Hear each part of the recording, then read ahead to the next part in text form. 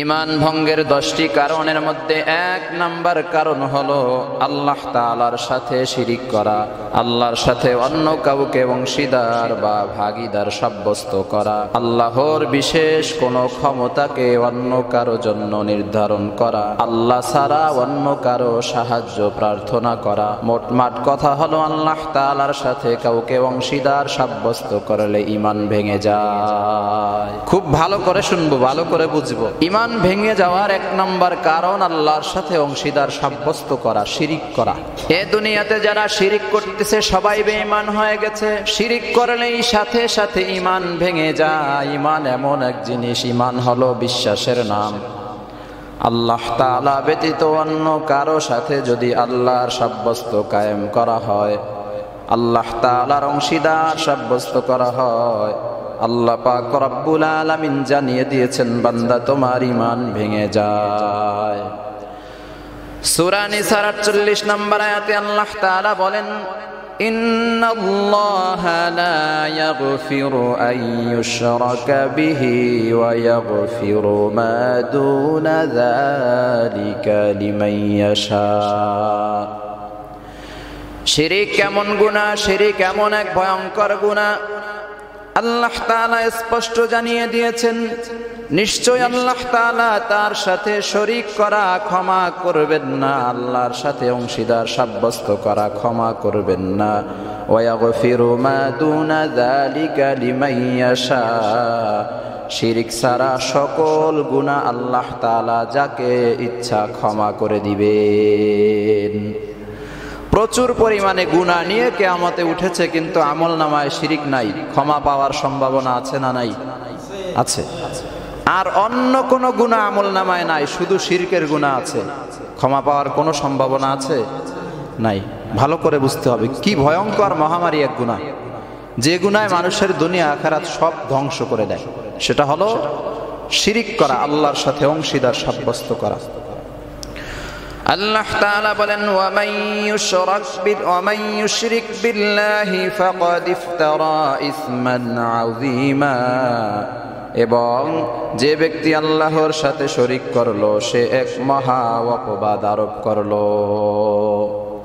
শিরিক করা একে তো জুলুম, এরপরে আল্লাহর প্রতি অপবাদ দেওয়া হয়। যেমন কোন ব্যক্তি বলল, আমি একটি সন্তান পেয়েছি পীরের বদৌলতে, খাজার বরকতে। খাজা আমাকে সন্তান দিয়েছেন, মানে আল্লাহ তাআলার কাজকে খাজার উপরে চাপিয়ে দেওয়া হয়েছে, শিরিক করা হয়েছে। এটা আল্লাহর শানে অপবাদ দেওয়া হয়েছে। যে ব্যক্তি আল্লাহর শানে অপবাদ দিবে, ব্যক্তি শিরিক করলো, ঠিকানা হবে জাহান্নাম।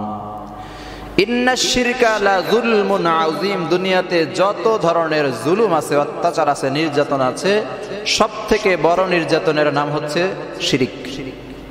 আল্লাহর সাথে অংশীদার করা, এর থেকে বড় কোনো জুলুম নাই, এর থেকে বড় কোনো অত্যাচার নির্যাতন নাই। সম্মানিত হাজিরিন, শিরিক প্রথমত 2 প্রকার। 1 নাম্বার হলো শিরকে আকবার, 2 নাম্বার শিরকে আসগর। 1 নাম্বার শিরকে আকবরের কয়েকটি উদাহরণ দেই।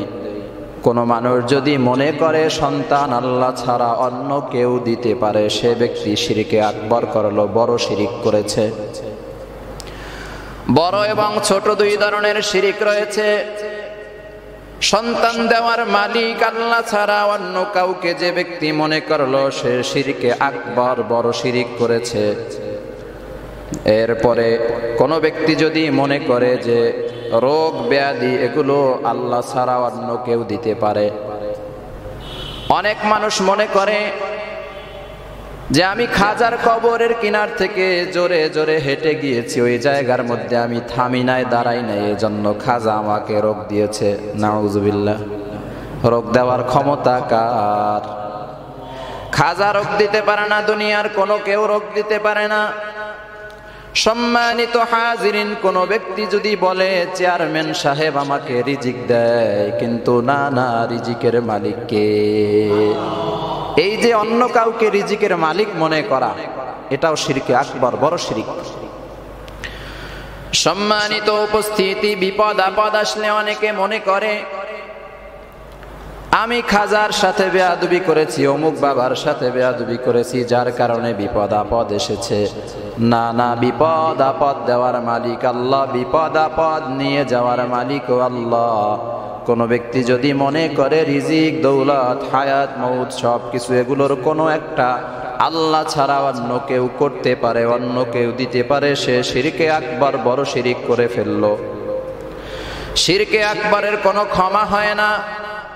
সম্মানিত হাজিরিন, শিরকে আসগর 2 নাম্বার শিরিক, ছোট শিরিক। এই ছোট শিরকের মধ্যে 1 নাম্বারের শিরিক হলো অন্যের নামে কসম করা, আল্লাহ ছাড়া অন্য কিছুর নামে কসম করা। কেউ কেউ বলে আমার সন্তানের কসম, আমি এই কাজটা করি নাই। কেউ বলে আমার মায়ের কসম, কেউ বলে আমার বাবার কসম, কেউ বলে কোরআনের কসম। বলেন আল্লাহ ছাড়া অন্য কোনো কিছু নিয়ে কসম করা জায়েজ আছে? কসম কাটলে বলতে হবে আল্লাহর কসম। আল্লাহর কসম ছাড়া আর কোনো কসম জায়েজ নাই। যে ব্যক্তি সন্তানকে নিয়ে কসম কাটলো, যে ব্যক্তি পিতামাতা, কোরআন বা মসজিদ বা অন্য কোনো জিনিস নিয়ে কসম কাটলো, সে শিরকে আসগর, ছোট শিরিক করলো। ছোট শিরিকের অবস্থা হলো, যদি কোনো ব্যক্তি ছোট শিরিক করে আল্লাহ চাইলে ক্ষমা করতেও পারেন, নাও করতে পারেন। কিন্তু বড় শিরিক যদি কোনো ব্যক্তি করে, তওবা না করে যদি মারা যায়, আমল নামায় যত নেকি থাকুক না কেন, আল্লাহ তাআলা বড় শিরিক কখনোই ক্ষমা করবেন না।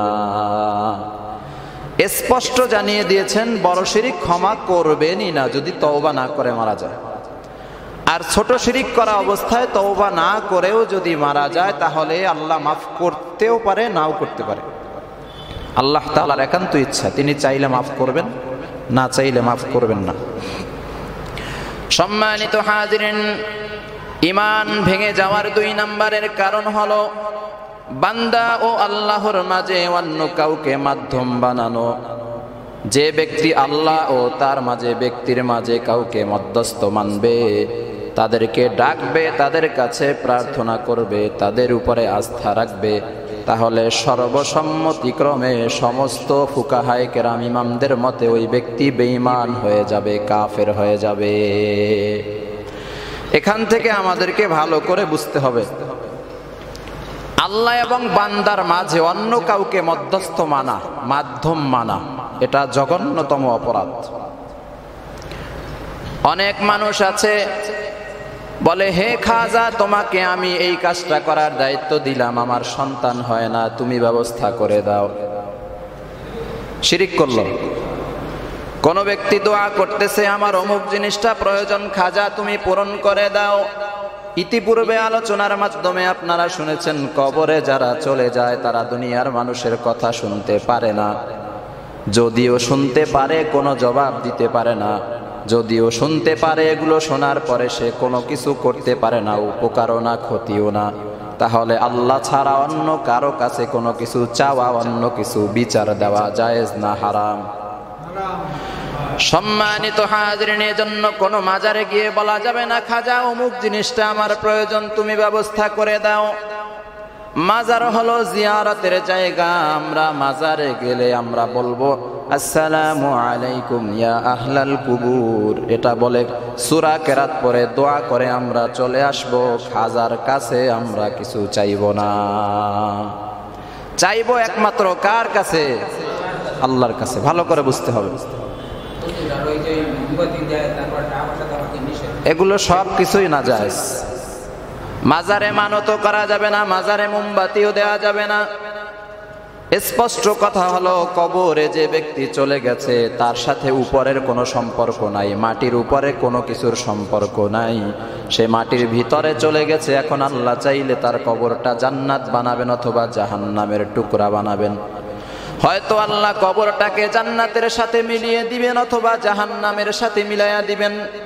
সব ধরনের লাভ ক্ষতি সব মাটির নিচে, উপরের সাথে কোনো সম্পর্ক নাই।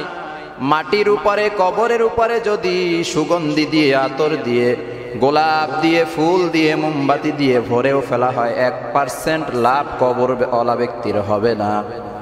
ভালো করে বুঝবেন, উপরে যা কিছু করা হোক কোনো লাভ নাই, কোনো উপকার নাই। এতে দুনিয়ার মানুষ যারা আছে এদেরও কোনো উপকার নেই, নিচে যারা আছে তাদেরও কোনো উপকার নেই, একদম অযথা। এই কাজটা জায়েজ না, হারাম। তাহলে কবরে যাওয়ার পরে সম্পর্ক হবে জান্নাতের সাথে অথবা জাহান্নামের সাথে। আমরা যাহা কিছু করি, কান্নাকাটি, চিল্লা পাল্লা বা ফুল টুল ইত্যাদি দিয়ে, এরপরে কবরের উপরে, মাজারের উপরে চান্দিনা দিয়ে, আগরবাতি, মোমবাতি দিয়ে যাহা কিছু করি, এগুলো অনর্থক কাজ। এতে বিন্দু পরিমাণে মৃত ব্যক্তির কোনো উপকার হচ্ছে না। সম্মানিত হাজরিন, আল্লাহ ছাড়া বান্দা যদি মাধ্যম কাউকে বানায় যে অমুক ওয়ালি, তুমি আল্লাহর কাছ থেকে এটা চেয়ে দাও, তুমি আল্লাহর কাছ থেকে এটা এনে দাও, এভাবে বলা যাবে না। আল্লাহ সার্বক্ষণিকভাবে চায় বান্দা যেন সরাসরি আল্লাহর কাছে চায়। আল্লাহ পাক রব্বুল আলামিন বান্দা বান্দি যখন চায়, আল্লাহ এবং বান্দা বান্দির মাঝে কোনো পর্দা থাকে না। আল্লাহ তাআলা সরাসরি বান্দার দোয়া চাওয়া পাওয়াগুলো শুনতে পান। সুবহানাল্লাহ। যেটা আল্লাহ সরাসরি শুনেন সার্বক্ষণিক, সেটা কেন পীরের কাছে দিতে হবে? সেই দায়িত্ব কেন মাজারের কাছে দিতে হবে? এই ধরনের পাগলামি সমাজে চলতেছে। এজন্য আমাদের সাবধান হতে হবে। এই কাজটা যদি আমরা করি, আল্লাহ ছাড়া অন্য কাউকে যদি ডাকি যে তোমার মাধ্যমে কাজটা যেন হয়, তুমি মাধ্যম হয়ে আল্লাহর কাছে বইলা দাও, এইভাবে যে কাজটা করি, এটা মারাত্মক অপরাধ। এটা ঈমান ভঙ্গের 2 নাম্বার কারণ, ঈমান ভেঙে যায়। সম্মানিত হাজিরিন, সূরা ইউনূসের 106 এবং 107 নম্বর আয়াতের মধ্যে আল্লাহ তাআলা বলেছেন, ওয়ালা তাদউ মিন দুনিল্লাহি মা লা ইয়ানফাউকা ওয়ালা ইয়াদুররুক। আল্লাহ তাআলা বলেন, আল্লাহ ছাড়া এমন কিছুকে তোমরা ডেকো না যা তোমার উপকার করতে পারবে না, ক্ষতিও করতে পারবে না। فَإِنْ فَعَلْتَ فَإِنَّكَ إِذًا مِّنَ الظَّالِمِينَ। অতএব যদি তুমি এমন করো, জালিমদের মধ্যে তোমাকে শামিল করা হবে। স্পষ্ট আল্লাহ বলে দিয়েছেন সূরা ইউনূসের 106 নম্বর আয়াতে যে তোমরা আল্লাহ ছাড়া অন্য কাউকে ডেকো না, কারণ অন্য কেউ তোমাদের উপকারও করতে পারবে না, ক্ষতিও করতে পারবে না। এরকম অনেক মাজার আছে বাংলাদেশে, যেখান থেকে মানুষ যাওয়ার সময় কিছুক্ষণ চুপ মেরে দাঁড়াই থাকে। কি জন্য যাইতেছ না? ভয় লাগতেছে। পথ অতিক্রম করতেছে না, গাড়ি থামাইয়া বসে রয়েছে। এগুলো পাগলামি ছাড়া আর কিছুই নয়। কবরে যারা আছে তারা আমাদের উপকার ক্ষতি কোনোটাই করতে পারবে না। উপকার ক্ষতি সব কিছুর মালিক একমাত্র আল্লাহ। আল্লাহর পক্ষ থেকে যা নির্ধারণ করা হয় তা বান্দা বান্দির উপরে প্রয়োগ হয়। অলি বলো, খাজা বলো, কবরে যারা ঘুমিয়ে গেছে তাদের কিছুই করার কোনো ক্ষমতা নাই। সম্মানিত হাজিরিন, আল্লাহ তাআলা সূরা ইউনূসের 107 নম্বর আয়াতের মধ্যে বলেছেন, وَإِنْ يَمْسَسْكَ اللَّهُ بِضُرٍّ فَلَا كَاشِفَ لَهُ إِلَّا هُوَ।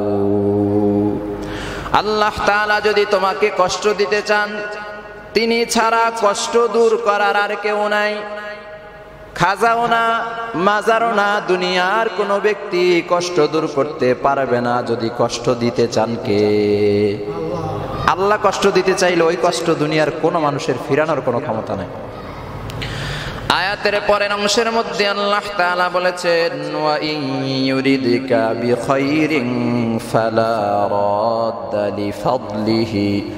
আর আল্লাহ যদি তোমার কল্যাণ করতে চান, সফলতা চান, তাহলে তা কেউ দুনিয়ায় হাজার চেষ্টা করেও আটকাতে পারবে না।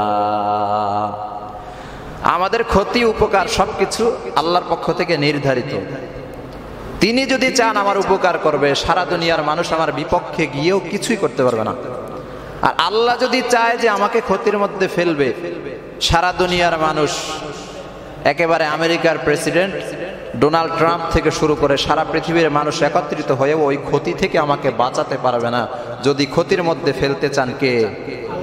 এটা আমাদেরকে ভালো করে বুঝতে হবে। এটাই ঈমান, এটাই বিশ্বাস। এই বিশ্বাসের মধ্যেই যখন ঘাটতি আসে তখনই মানুষ বেঈমান হয়ে যায়। এজন্য পরিপূর্ণ ইয়াকিন রাখতে হবে, বিশ্বাস রাখতে হবে। উপকার ক্ষতি সব কিছু আল্লাহর পক্ষ থেকে হয়। কোনো মাজার, কোনো খাজা, দুনিয়ার অন্য কোনো মানুষ, চেয়ারম্যান, মেম্বার, এমপি, মন্ত্রী, বাবা মা, কেউই ক্ষতি সাধনও করতে পারে না, উপকারও করতে পারে না। সম্মানিত উপস্থিতি, আল্লাহ তাআলা বলেন ইউসিবু বিহি মাইয়াশাউ মিন ইবাদিহি, আল্লাহ তাআলা তার বান্দাদের মধ্যে যাকে ইচ্ছা কল্যাণ দান করেন। ওয়া হুয়াল গফুরুর রহিম, তিনি পরম ক্ষমাশীল অতি দয়ালু। আল্লাহ যাকে ইচ্ছা তাকে মর্যাদা দান করে, কল্যাণ দান করে, সফলতা দান করে, আবার যাকে ইচ্ছা আল্লাহ তাআলা শাস্তি দেন। এটা আল্লাহর ইচ্ছা, পরিপূর্ণ আল্লাহর ইচ্ছা।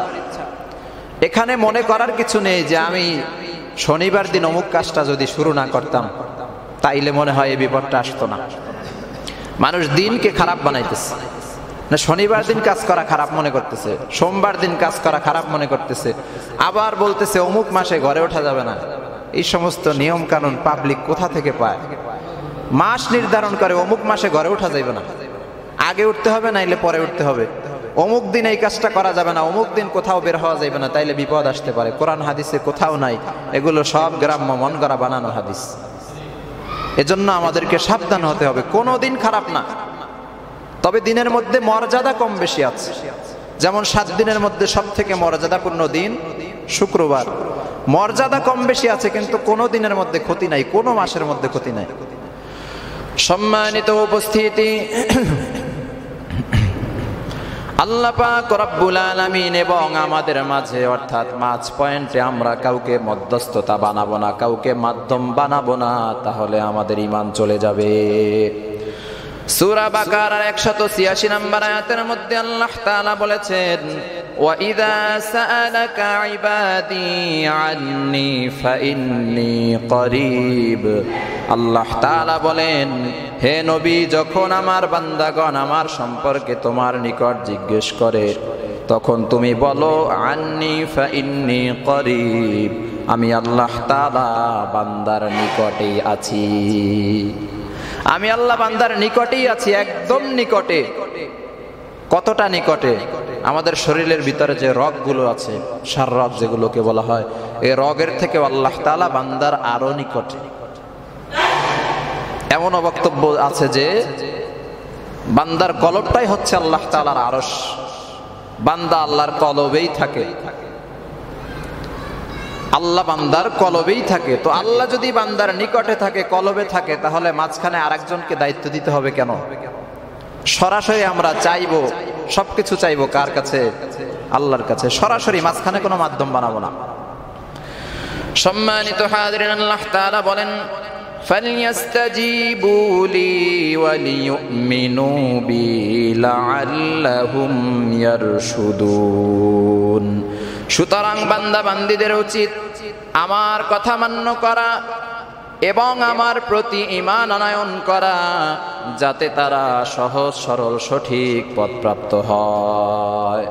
আল্লাহ বলে দিয়েছেন আমি তোমাদের নিকটে আছি, যাহা কিছু চাওয়া প্রয়োজন আমি আল্লাহর কাছে চাও, আমি আল্লাহর উপরে ঈমান রাখো, আমি আল্লাহর কথার উপরে ঈমান রাখো, আমি আল্লাহ তাআলা সহজ সরল পথে তোমাদেরকে পরিচালিত করব। সুবহানাল্লাহ।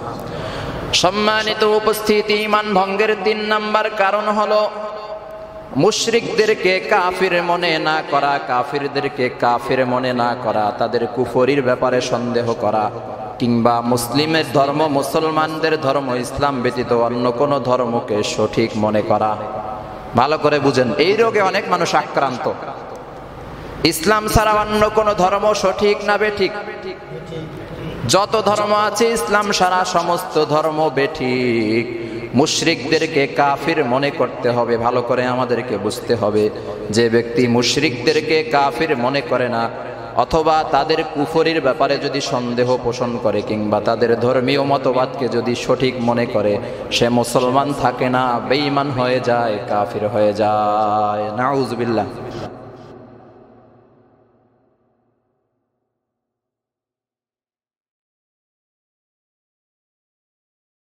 ধর্মীরা কাফের, হিন্দু বলেন, খ্রিস্টান বলেন, ইহুদি বলেন, বৌদ্ধ বলেন, আরো যত ধর্ম আছে ইসলাম ছাড়া, এরা সবাই কি কাফের? জোরে বলেন না। মুসলিম ছাড়া সবাই কি কাফের? এটার উপরে যদি ঈমান না থাকে, যদি সন্দেহ হয় যে না মনে হয় ওদের ধর্ম সঠিক, তাইলে আপনি বেঈমান, আপনার ঈমান চলে গেছে। সম্মানিত হাজিরিন, ইসলামের মূল বিশ্বাসকে যারা অস্বীকার করবে তারা কাফের হয়ে যাবে। এখন প্রশ্ন হলো, বিধর্মীদেরকে কাফের বলা হয় কেন? বিধর্মীরা কাফের কেন? কাফের শব্দের অর্থ হলো অস্বীকার করা, ঢেকে রাখা, সত্যকে আড়াল করা। অস্বীকার করে কাফেররা, মুশরিকেরা, হিন্দু, বৌদ্ধ, ইহুদি, খ্রিস্টান, তারা সবাই আল্লাহ তাআলাকে অস্বীকার করে।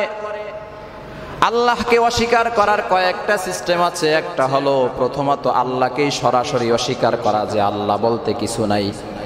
এটা হলো অস্বীকার করার এক নম্বর পদ্ধতি। দুই নম্বর পদ্ধতি হলো আল্লাহ তাআলাকে অস্বীকার করে, পাশাপাশি আল্লাহর সাথে আরো খোদা আছে এটা মানে। কয় আল্লাহ এক খোদা, তার সাথে আরো খোদা আছে, এটাও আল্লাহকে অস্বীকার করার নামান্তর। সুতরাং হিন্দুরা এক খোদায় বিশ্বাসী না অধিক খোদায় বিশ্বাসী? কথা বলে না। এক খোদা মানে না অনেক খোদা মানে? এই অনেক খোদা মানার কারণে এক খোদাকে অস্বীকার করা হলো, এ কারণে তারা কাফির। হিন্দুরা কি? কথা বলে না। কাফির। খ্রিস্টানেরা কি? কাফির। বৌদ্ধরা কাফের। মুসলমান ছাড়া বিধর্মী যারা আছে সবগুলো কাফের। সম্মানিত হাজিরিন, এজন্য অনেকে দ্বিধাদ্বন্দ্বের মধ্যে পড়ে যায় যে তারা কি সঠিক না বেঠিক, তাদেরকে কাফের বলা কি অপরাধ হবে? না না, অবশ্যই অবশ্যই বিধর্মী যারা সব কাফের। বাংলাদেশের একজন ইসলামিক বক্তা মাওলানা রফিকুল্লাহ আফসারী, তিনি তার এক বক্তব্যের মধ্যে বলেছেন হিন্দুদেরকে কাফের বলা যাবে না। নাউজুবিল্লাহ, জোরে বলেন। কেন বলা যাবে না? বলে হিন্দুরা এক ঈশ্বরবাদ নয়, ওরা এক ঈশ্বরবাদে বিশ্বাস করে না, কিন্তু বহুশ্বরবাদে বিশ্বাস করে, মানে এক খোদায় বিশ্বাস করে না, অধিক খোদায় বিশ্বাস করে। যেহেতু খোদায় বিশ্বাসী তাই কাফের বলা যাবে না। জোরে বলেন নাউজুবিল্লাহ। এক খোদায় বিশ্বাসী না হওয়ার কারণেই তো কাফের, বহু খোদায় বিশ্বাসী হওয়ার কারণেই তো কাফের। তিনি মূর্খতাপূর্ণ বক্তব্য মুসলমানদের সামনে দিয়ে দিলেন যে হিন্দুদেরকে কাফের বলা যাবে না। কেন? তারা এক খোদায় বিশ্বাসী না অধিক খোদায় বিশ্বাসী। তো অধিক খোদায় বিশ্বাসী হওয়ার কারণে বিশ্বাস তো রাখছে, তাই তারা কাফের না। নাউজুবিল্লাহ। এই অধিক খোদায় বিশ্বাসী হওয়া, এক খোদার অতিরিক্ত খোদা মানাটাই হলো কাফেরের আলামত। এজন্য কোনোভাবেই হিন্দু বলেন, বৌদ্ধ বলেন, খ্রিস্টান বলেন, ইহুদি বলেন, কেউ অন্য কোনো লকবে না, এরা সবগুলো কাফের।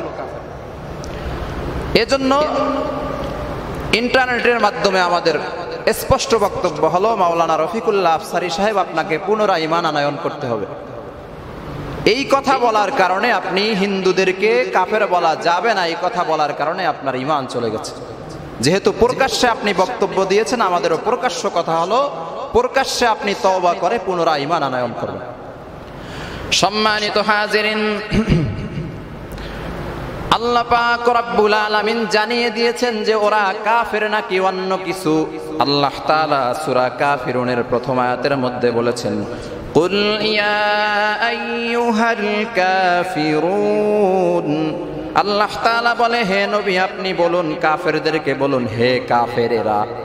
আল্লাহ কি বললেন? আল্লাহ কাফের বললেন। সূরা কাফিরুন তো সবার মোটামুটি মুখস্থ। কুল ইয়া আইয়ুহাল কাফিরুন। কাফের শব্দটা আপনাদের বুঝতে কোনো সমস্যা হচ্ছে? এখানে কাফেরের বহু বচন হলো কাফিরুন। তো আল্লাহ বলে দিয়েছেন যে হে নবী আপনি কাফেরদেরকে বলুন। কাফের কারায় পরে আসেন। লা আ'বুদু মা তা'বুদুন।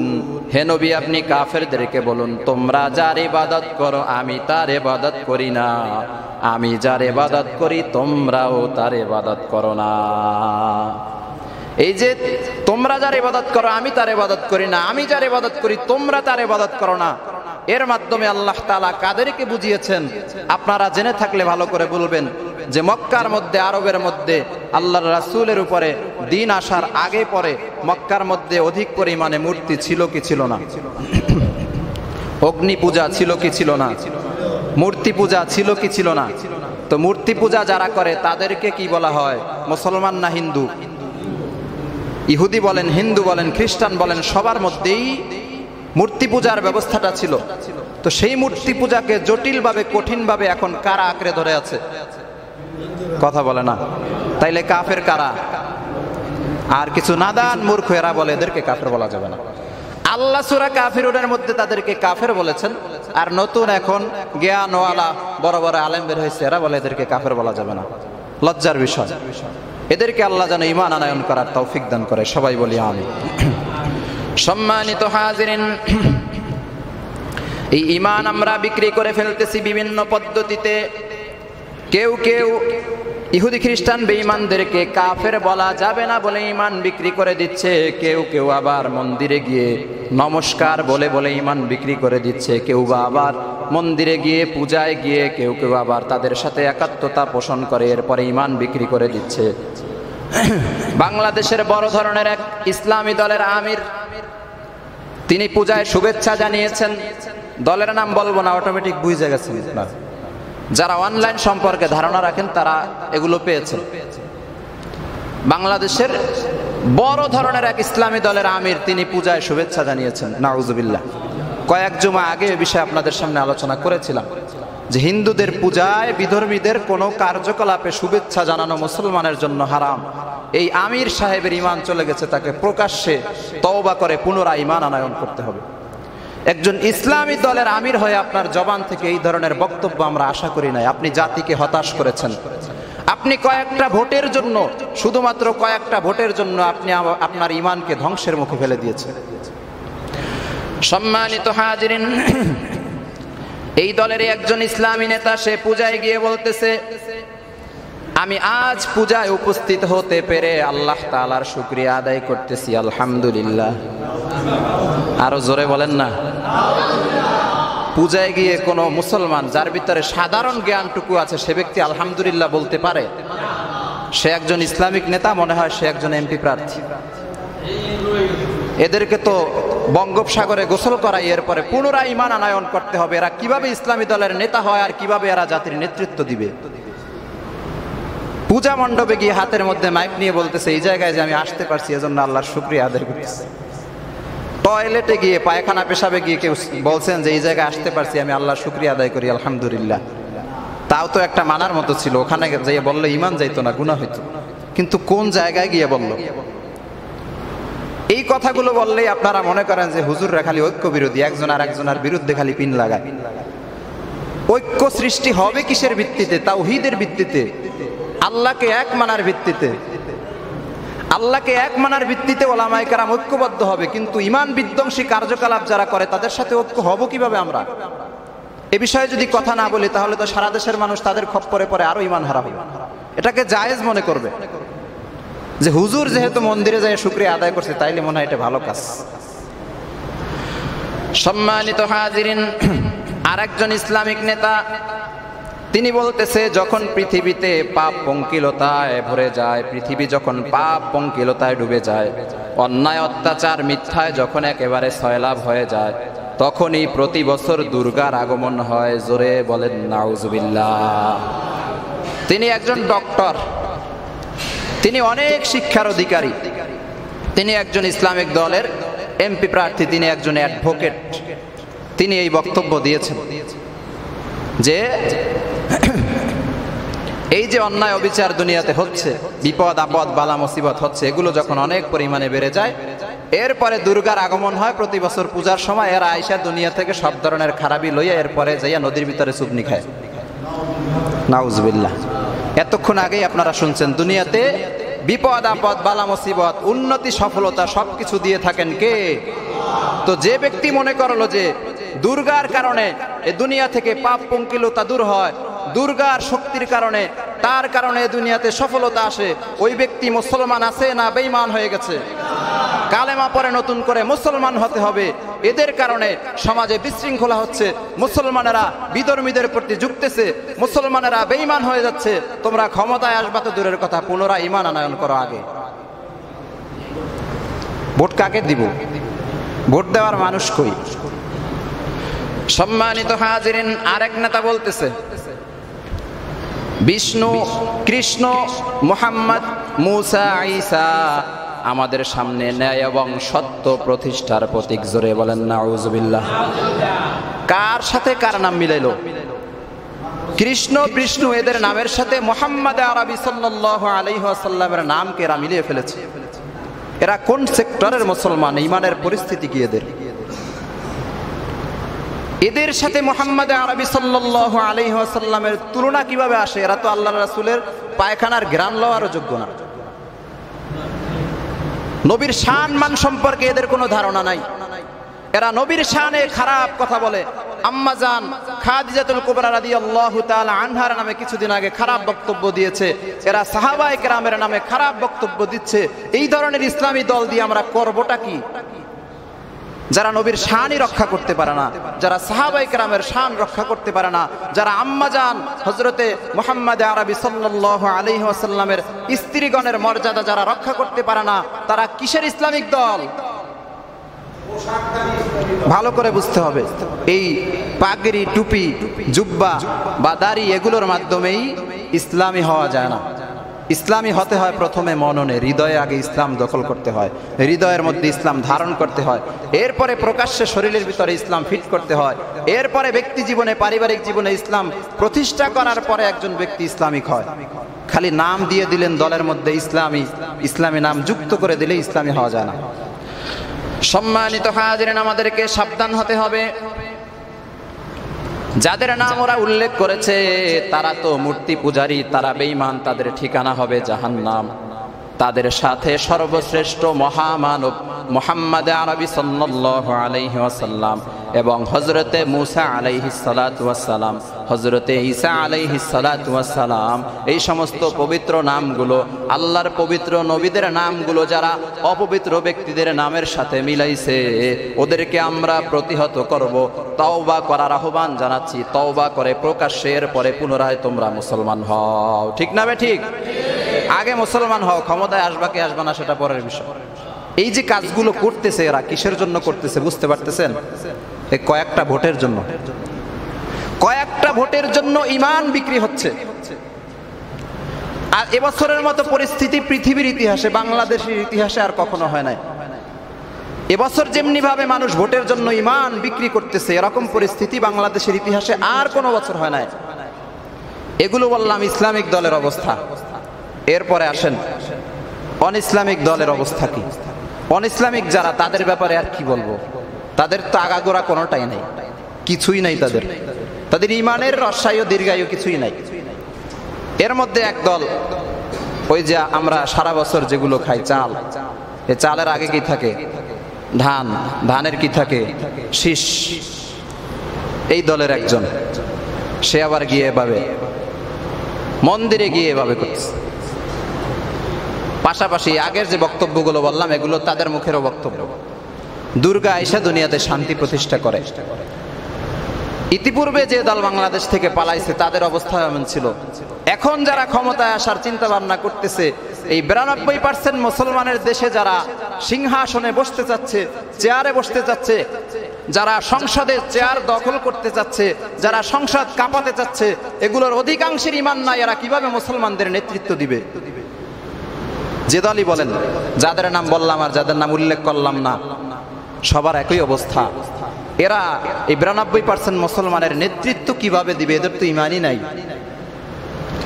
সম্মানিত হাজিরিন, ভালো করে বুঝতে হবে।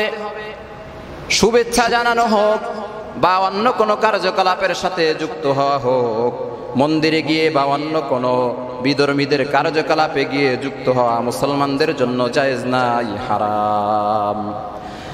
ইমাম ইবনুল কাইয়্যিম রাহমাতুল্লাহি আলাইহি আহকামুল আহলিজ জিম্মা নামক কিতাবের 441 নম্বর পৃষ্ঠার মধ্যে বলেছেন, ওয়া আম্মাত তাহনিয়াতু বিশাআইরিল কুফরিল মুখতাসসাতি বিহি ফাহারামুন বিল ইত্তিফাক। কাফিরদের রীতি কথা অনুযায়ী, বিধর্মীদের রীতি কথা অনুযায়ী তাদের কার্যকলাপে শুভেচ্ছা জানানো মুসলমানদের জন্য হারাম। মূর্তি পূজা করা ভালো কাজ না শিরিক? হারাম কাজ, জঘন্য কাজ, জাহান্নামে যাওয়ার কাজ। এখন আপনি আমি যদি বলি তোমাদের দুর্গা পূজায় শারদীয় শুভেচ্ছা, মানে তুমি যে এই গুনাহটা করতেছো, তুমি যে আল্লাহর সাথে শিরিক করতেছো, তুমি যে জাহান্নামে যাওয়ার কাজটা করতেছো, এটাই তোমাকে স্বাগতম জানাইলাম, তোমাকে আমরা সাপোর্ট দিলাম। তো যে মুসলমান একজন মানুষকে জাহান্নামে যাওয়ার জন্য শুভেচ্ছা দিতে পারে, সাহস যোগাতে পারে, তাদেরকে অভিনন্দন জানাতে পারে, কোন প্রকৃতির মুসলমান? আমাদের তো আরো দরকার ছিল তাকে ওই কাজ থেকে ফিরানোর চেষ্টা করা, দাওয়াতের মাধ্যমে, জোর জবরদস্তি না।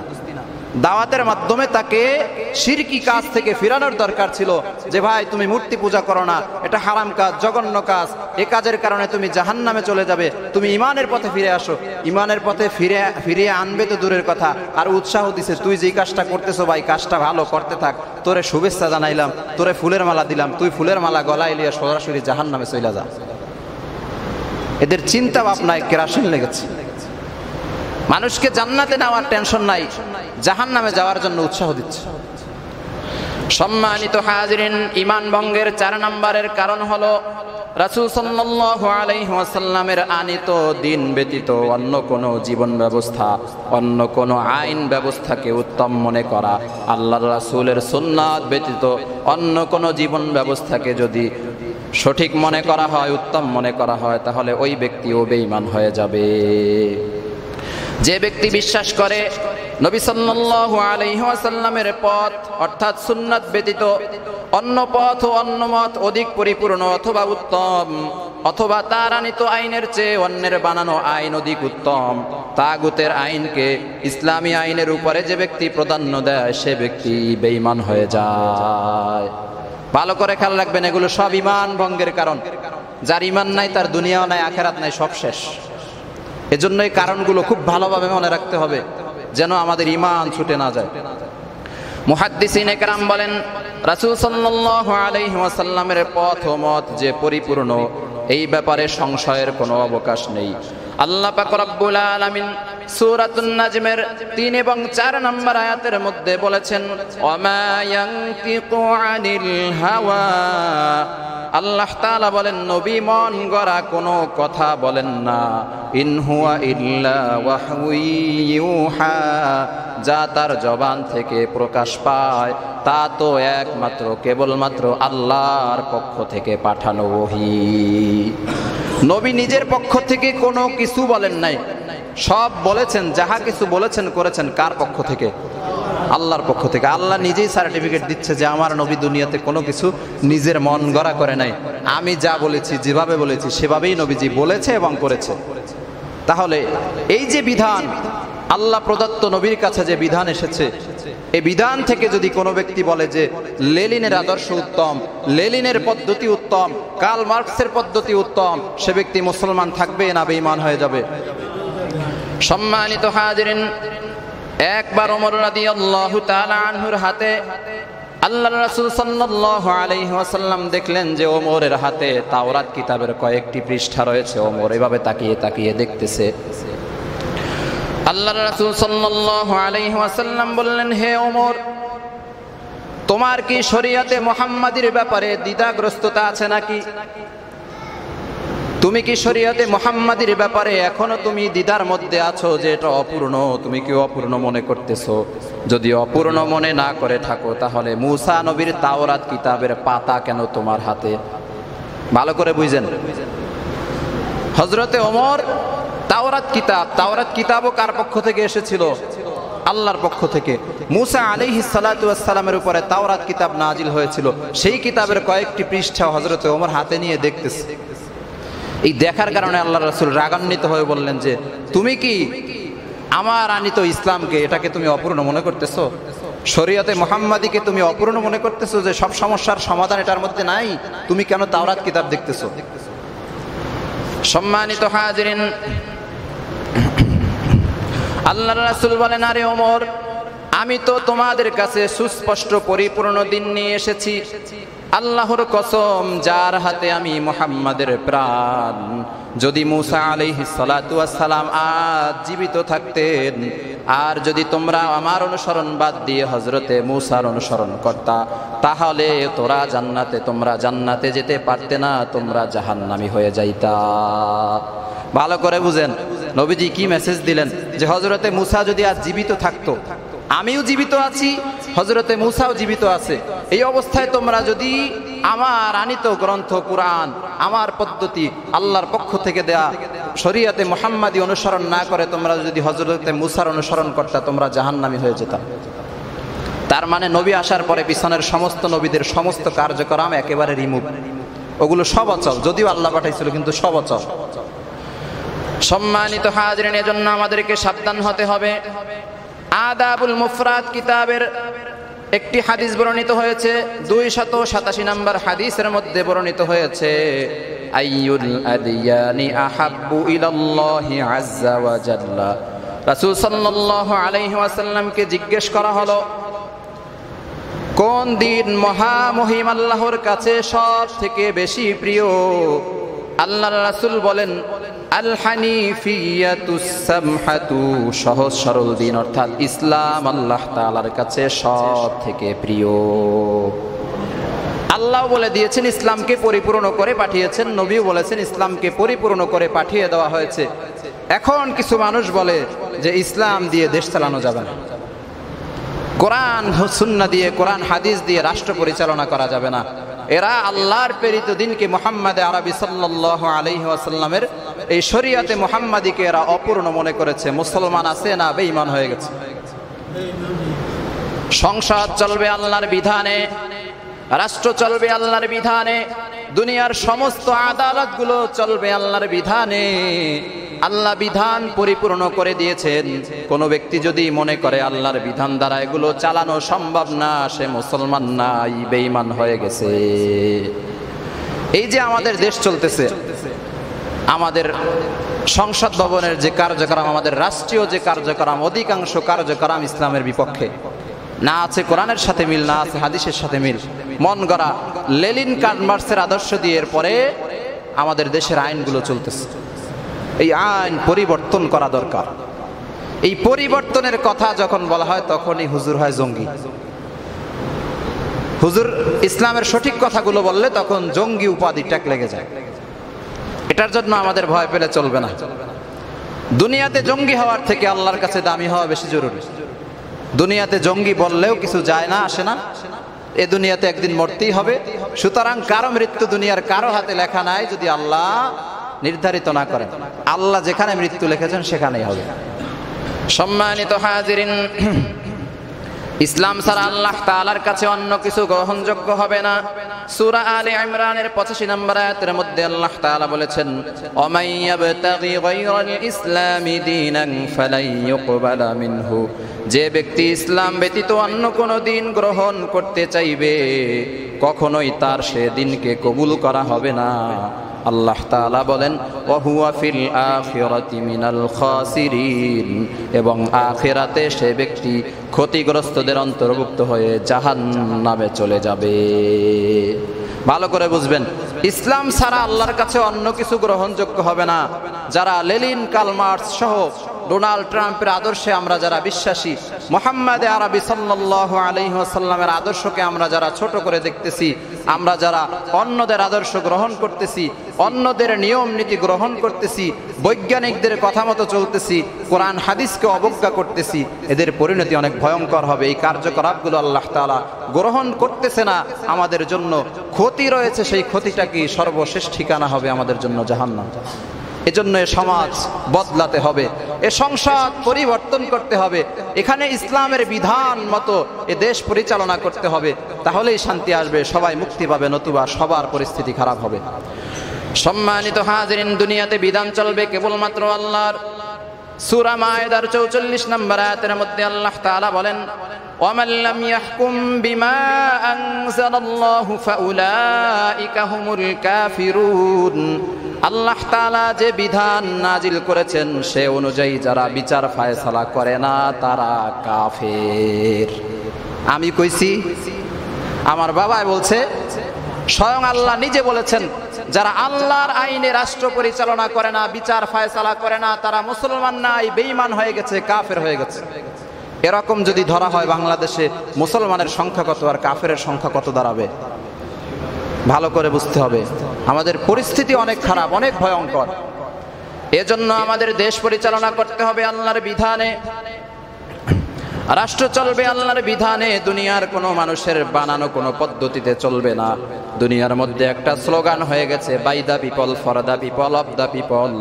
সমস্ত ক্ষমতার উৎস জনগণ। জোরে বলি নাউজুবিল্লাহ। সমস্ত ক্ষমতার উৎস নাকি জনগণ?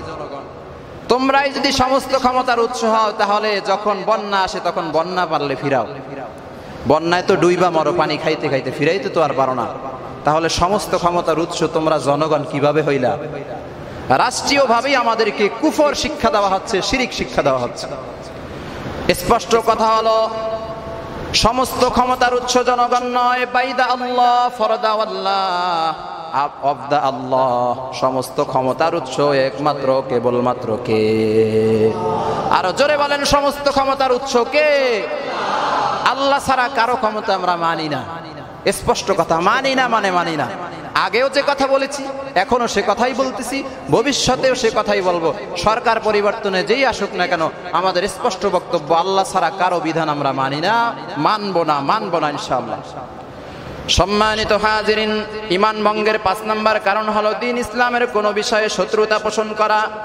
যে ব্যক্তি রাসূল সাল্লাল্লাহু আলাইহি ওয়াসাল্লামের আনিত ধর্মের কোনো একটি বিষয়ের সাথে শত্রুতা পোষণ করবে, শত্রুতা করবে, হিংসা করবে, বিদ্বেষ পোষণ করবে অথবা ঘৃণা করবে, সে ব্যক্তি বেঈমান হয়ে যাবে। যেমন ইসলামের একটি বিধান হলো নারীর ন্যায্য অধিকার, নারী পুরুষের সমান অধিকার নয়। এখন সমাজে কেউ কেউ বাস্তবায়ন করতে চাচ্ছে নারী পুরুষের সমান অধিকার। এটা আল্লাহ তাআলার পক্ষ থেকে প্রেরিত বিধানের, পেয়ারা হাবিবের পক্ষ থেকে আনিত বিধানের একটি কাজকে রাগান্বিতভাবে এটাকে প্রত্যাখ্যান করা হচ্ছে, ঘৃণা করা হচ্ছে, এটার প্রতি শত্রুতা পোষণ করা হচ্ছে।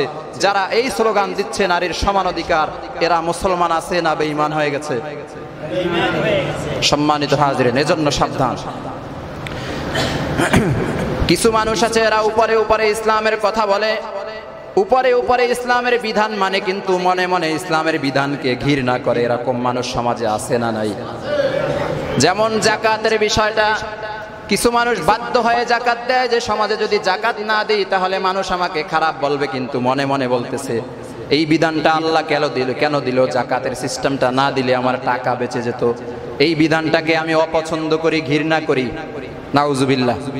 এই যে প্রকাশ্যে জাকাত দিল কিন্তু মনে মনে ঘৃণা করলো, মুসলমান আছে না বেঈমান হয়ে গেছে? প্রকাশ্যে এবং গোপনে উভয় অবস্থায় আল্লাহর বিধানকে শ্রদ্ধা করতে হবে, ভালোবাসতে হবে, সম্মান করতে হবে। সম্মানিত উপস্থিতি, যে ব্যক্তি রাসূল সাল্লাল্লাহু আলাইহি ওয়াসাল্লামের উপরে অবতীর্ণ কোনো বিধিবিধান অপছন্দ করে এবং এর বিরুদ্ধে কুফরি আইন বাস্তবায়ন করে, তার ব্যাপারে সূরা মুহাম্মাদে আল্লাহ তাআলা বলেন, ওয়াল্লাযীনা কাফারু ফাতা'সাল লাহুম ওয়া আযাল্লা আ'মালাহুম। যারা কুফরি করে তাদের জন্য দুর্ভোগ, আর তিনি তাদের কর্মকে বিনষ্ট করে দিবেন। যালিকা বিআন্নাহুম কারিহু মা আনজালাল্লাহু ফাআহবাতা আ'মালাহুম। আল্লাহ যা অবতীর্ণ করেছেন তারা তা অপছন্দ করে, কাজেই আল্লাহ তাআলা তাদের কর্ম ব্যর্থ করে দেন, নষ্ট করে দেন, শুধুমাত্র কুফরি করার কারণে। এজন্য আমাদেরকে সাবধান হতে হবে যে আমরা কুফরির দিকে আগাবো না, ইসলামের কোনো বিধানকে মনে মনেও খারাপ জানবো না, তাহলেও বেঈমান হয়ে যাব। সম্মানিত উপস্থিতিকে কখন বেঈমান হয়ে যায় এটা বলা যায় না। এজন্য বারবার আল্লাহর কাছে দোয়া করা উচিত, ইয়া মুকাল্লিবাল কুলুব সাব্বিত কলবি আলা দীনিকা। হে অন্তরসমূহের নিয়ন্ত্রণকারী আল্লাহ, আমার অন্তরকে আপনি দ্বীনের উপরে অটল অবিচল থাকুন, আমাকে বেঈমান বানাবেন না। আমার ঈমান অটল রাখুন, ইসলামের উপরে আমার ঈমানকে আপনি সচল রাখুন, আমাকে আপনি বেঈমান বানাবেন না। এজন্য আমরা বেশি বেশি দোয়া করব। ঈমান ভঙ্গের 6 নম্বর কারণ হলো দ্বীনের কোনো বিষয় নিয়ে ঠাট্টা মশকারি করা। যে ব্যক্তি দ্বীনের কোনো বিষয় নিয়ে প্রতিদান কিংবা পরিণাম নিয়ে ঠাট্টা মশকরা করবে, তার ঈমান চলে যাবে। সূরা তাওবার 65 নম্বর আয়াতের মধ্যে আল্লাহ তাআলা বলেন, ওয়ালা ইন সাআলতাহুম লায়াকুলুন্না ইন্নামা কুন্না নাখুদু মাআল খাইদিন ইন্নামা কুন্না নাখুদু ওয়া নালআব। আল্লাহ তাআলা বলেন, হে নবী, তাদেরকে আপনি জিজ্ঞেস করলে তারা বলবে, আমরা হাস্যরস আর খেল তামাশা করেছিলাম, আমরা ইসলামের বিধানকে অবমাননা করি নাই। এরপরে কি আছে দেখেন, সমস্ত ইমামগণ এ বিষয়ে ঐক্যমত পোষণ করেছেন যে ইসলামের কোনো আমল নিয়ে যদি কোনো ব্যক্তি ঠাট্টা মশকারি করে তাহলে সে ব্যক্তি বেঈমান হয়ে যাবে। যেমন তাবুক যুদ্ধের একটি উদাহরণ। তাবুক যুদ্ধে এক বৈঠকে এক ব্যক্তি বলল যে আমাদের সাহাবীরা এরা এত পরিমাণে পেটুক, এরা এত পরিমাণে খাদক, এরকম খাদক আমি দুনিয়ায় দেখি নাই। নাউজুবিল্লাহ বলেন। এরপরে আরো বলল, কি বলল? যে এদের মতো মিথ্যুক আর দেখি নাই, এদের মতো কাপুরুষ আর দেখি নাই। কাদেরকে বলল? সাহাবীদেরকে। এটা বাস্তবে বলে নাই, কিন্তু মস্কারি করে বলেছে। অনেক সময় বলি না আমরা যে ভাই তোর মতো লুচ্চা আর দেখি নাই, বাস্তবে লোকটা লুচ্চা না। এই যে মস্কারি কইলা গালি দিল, এটা জঘন্য অপরাধ, এটাতেও ঈমান চলে যায়। তো এই পরিস্থিতি যখন সৃষ্টি হইল, সাহাবীরা বলে উঠলো তুই একজন মিথ্যুক, তুই সাহাবীদের নামে মিথ্যা বলেছ, সাহাবীরা মিথ্যুক না। এই সংবাদ আল্লাহর রাসূলের কাছে পৌঁছে গেল। আল্লাহর রাসূল উপরে বর্ণিত আয়াতটি বললেন যে আল্লাহ তাআলা জানিয়ে দিলেন, হে নবী, আপনি যদি ওই ব্যক্তিকে জিজ্ঞেস করেন তুমি ইসলামের একটা বিধানকে তুমি অবমাননা কেন করলা, মিথ্যা কথা তুমি কেন বললা, সাহাবায়ে কেরামকে কটাক্ষ কেন করলা, তখন ওই ব্যক্তিরা বলবে যে আমি তো শুধুমাত্র মজা করেছি, আমি হাসি তামাশা করেছি। সমাজে এরকম অনেক কাজ হয় যেগুলো আমরা হাসি তামাশায় করি, কিন্তু ঈমান চলে যায়। কোনো ব্যক্তির যদি দাড়ি অল্প কয়েকটা হয়, এরপরে আমরা অনেকে বলি তোর দাড়ি ছাগলের মতো, নাউজুবিল্লাহ। এই কথাটা প্রচলিত আছে না? বলে ওর দাড়ি ছাগলের মতো। এই ছাগলের মতো বলার কারণে তোমার ঈমান চলে গেছে। ইসলামের একটা নিদর্শন হলো দাড়ি, আল্লাহর রাসূলের সুন্নাত দাড়ি। এই দাড়িকে যে ব্যক্তি ছাগলের সাথে তুলনা করলো তার ঈমান চলে গেছে, যদিও সে মশকারি করে বলেছে। এজন্য সাবধান, ঈমান কখন আয় কখন যায় এটা বোঝা অনেক মুশকিল। সম্মানিত হাজিরিন, আল্লাহ তাআলা সূরা তাওবার ৬৬ নম্বর আয়াতের মধ্যে বলেছেন, লা তা'তাযিরু ক্বাদ কাফারতুম বা'দা ঈমানিকুম। তারা কুফরি করেছে ঈমান আনয়ন করার পরে। ভালো করে বুঝেন, আগে থেকেই এরা বেঈমান ছিল না, আগে থেকেই কাফের ছিল না, মুসলমান থাকা অবস্থায় এরপরে কুফরি করছে। এই কাজগুলো তো আমরা করি। এই যে দাড়ি নিয়ে মশকারি, এরপরে বাবরি চুল নিয়ে মশকারি, এরপরে পাগড়ি নিয়ে মশকারি, টুপি নিয়ে মশকারি। কিছু মানুষ টুপিকে কুকুরের মাথায় দিচ্ছে, কিছু মানুষ টুপিকে ছাগলের মাথায় দিচ্ছে, দিয়ে মশকারি করে ভিডিও বানাই ছাড়তেছে ইনকামের জন্য, নাউজুবিল্লাহ। এগুলো সবগুলো বেঈমানের অবস্থান, বেঈমান হয়ে যায় মানুষ। সাবধান হতে হবে। ঈমান ভঙ্গের ৭ নাম্বার কারণ হলো জাদু করা, কালো জাদু, ব্ল্যাক ম্যাজিক। জাদু করা, যে করে এবং যারা করায়, যারা এটাকে সম্মতি দেয়, যারা জাদুকে পছন্দ করে, সবগুলো বেঈমান। ভালো করে বুঝেন, এটা মুসলমানদের মধ্যেও আছে, প্রচুর পরিমাণে চলতেছে। পুত্রবধূকে ঘর থেকে তাড়ানোর জন্য শাশুড়ি জাদু করতেছে, পুত্রবধূ নিজে জাদু করতেছে শাশুড়িকে তার স্বামী থেকে আলাদা করার জন্য। এভাবে সংসারের মধ্যে জাদুর কার্যক্রম চলতেছে। এই জাদু করা যে ব্যক্তি কইরা দেয়, যে ব্যক্তি টাকা দিয়ে করায়, আর যে ব্যক্তি জাদুকে সম্মতি দেয়, পছন্দ করে, সবগুলো বেঈমান। স্পষ্ট কথা। এখন আসেন, আমি ওইদিকে যাচ্ছি না, আল্লাহর রাসূলকেও কিন্তু জাদু করা হয়েছে। এই জাদু সত্য না মিথ্যা? জাদু সত্য। জাদু যে করা হয়, জাদুর যে কাজ হয়, এটা সত্য, কিন্তু কাজটা কি? কুফরি কাজ, বেঈমানি কাজ। এই জাদু আল্লাহর রাসূলকেও করা হয়েছিল। লাবিদ বিন আসাম নামের এক ব্যক্তির কন্যা আল্লাহর রাসূলকে জাদু করেছিল। আল্লাহর রাসূলের চুল মোবারক গোপনে নিয়ে গেছে এবং আল্লাহর রাসূলের মাথা আঁচড়ানো চিরুনি নিয়ে গেছে। এই দুইটা জিনিস নিয়ে চুলে 11টা গিট দিছে। কয়টা? 11টা গিট দিয়ে জাদু করছে।